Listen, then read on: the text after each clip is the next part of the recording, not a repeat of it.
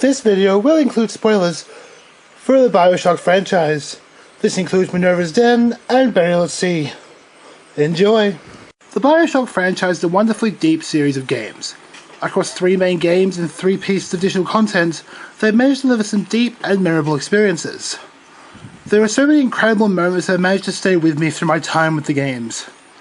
Despite the divisive nature of the franchise, many can't deny the brilliance of the storytelling and how emotionally affecting these games can be. As such, I wanted to discuss 5 moments that truly affected me.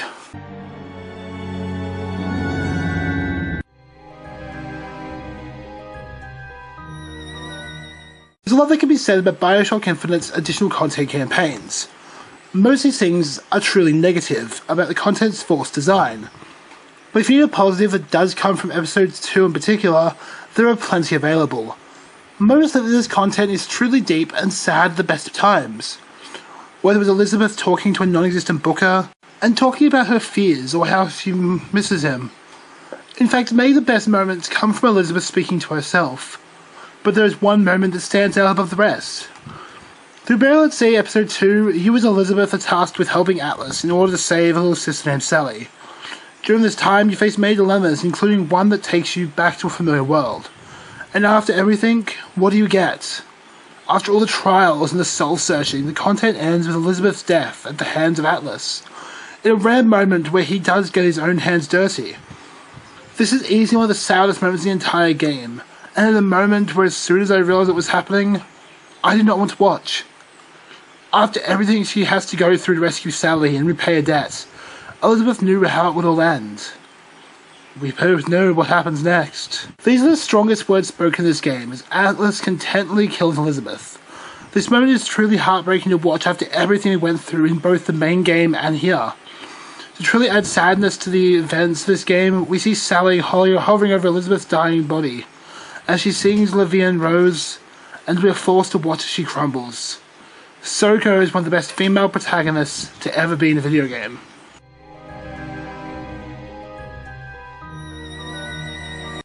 I actually enjoyed Bioshock 2 more than Minerva's Den, in almost every way, but there's something about this content that has stuck with me.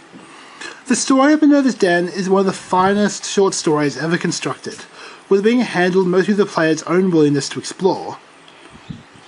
Through this, we get to hear the sad backstory of our guide, Porter, and his wife, where she died and he would build a machine known as the Thinker, capable of advanced thoughts, all to emulate her. But he would be betrayed by another in Minerva's Den, who would take control of the Thinker. But this would not stand. Through their time together, the Thinker had grown to truly care and would forge a plan to set things right. Working with Tenenbaum from the original Bioshock, it would use the voice of its former master and call on him, despite Porter no longer existing. Finally, after a long journey and plenty of exploration of Porter's backstory, it would be revealed that Porter has been turned into an Alpha Series Big Daddy some time ago. These Big Daddy being Sigma. You were set on the journey to find yourself and guided by the most loyal friends you could have, your own creation. Say what you will, the conclusion of Minerva's Den is one of the most beautiful moments in video game storytelling, and it was hard not to shed a tear, as you suddenly realise who you are. Even after years of being lost in the dark as a servant to Rapture, Porter was never forgotten. The Thinker wanted to save him.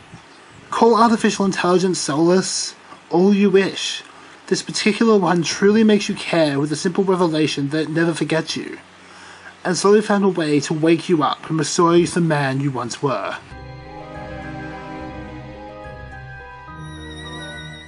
Innocence dies a lot in the Bioshock franchise, whether it's Eleanor in Bioshock 2, the Little Sisters, or more importantly, Elizabeth. Sometimes I wish I could have left Elizabeth behind at Battleship Bay to be able to just dance happily forever, but this was not realistic. A good portion of this character was destined to die, and further on, actually die. Upon your first encounter with Elizabeth earlier in Bioshock Infinite, it is quite fair to say that she's very similar to a Disney princess, living a very sheltered life with a keen intellect in specific areas, and more importantly, completely innocent. But this would quickly change through her encounter with Booker. Soon she would be lured into a world of violence, all in the goal of reaching Paris, and little by little you see her eyes open to the dark truths of the world. Violence and death are all around. Sometimes to survive, you're not given a choice on what you do. A harsh lesson that Elizabeth would learn. As you continue to the first half of the game, you can see how she changes in even the slightest ways. Through specific dialogue or sounds, she's no longer the innocent girl that she was on our meeting. And then suddenly, the anarchist Daisy Fitzroy is threatening a child, and with no choice, Elizabeth kills her. And in this moment, the last strand of innocence dies. To draw attention to the escalation of her innocence dying, I like to see how Elizabeth's original clothes fall apart. There's a purely innocent look in her choice in clothing, but as the game progresses, it's further ruins like the piece of her dying. Then finally, she's in the Lady Comstock dress with her ponytail freshly cut off. She's no longer the innocent girl we once knew. This is a moment where I truly feel bad for playing this game. Through my control of Booker, I feel like I am responsible for the death of her wonderful innocence. I hate seeing the girl who was ready to kill Comstock, and wants to go back to the one who simply got excited at thoughts of music, and danced with joy in the boardwalk. Every time I play this game, I get truly upset by this destruction and ultimate death of one of the most beautifully natured characters ever to be constructed.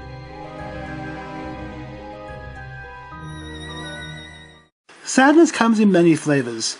Most commonly, sadness is born from something truly upsetting, such as action, event, or seeing how something just emotionally affects you. Another form is a happy sadness, which seems kind of strange when put into words, but is a very real thing.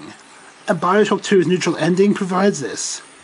The raptured dream is over, and in waking, I am alone. Mother, I left behind, and you chose to die rather than to have me follow you. But you gave me the greatest gift of all. Something I have never had. My freedom. There is no name for what I am, but the world is about to change. I thought we would seize it together. Yet, as I sat there with you, I wondered if even I could be redeemed. Your sacrifice gave me hope. But Father, wherever you are,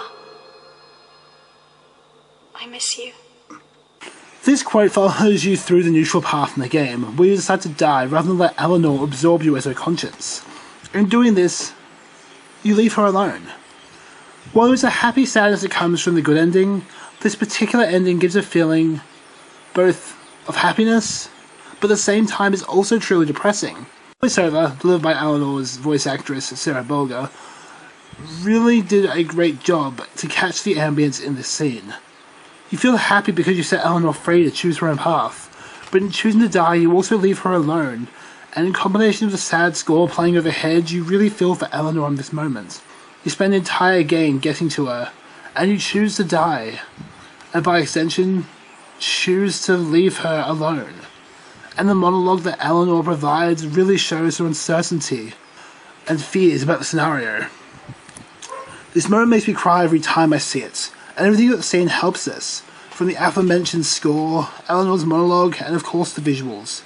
As you see a dark sky with a slight ray of sunshine breaking through, you feel hope for Eleanor, while at the same time you still can't help but be upset as she drags your dying body to the edge of the water and sits with you, upset over how things played out. But on the positive side, she is now free to create her own path, which made me happy, even if these last words are forever haunting.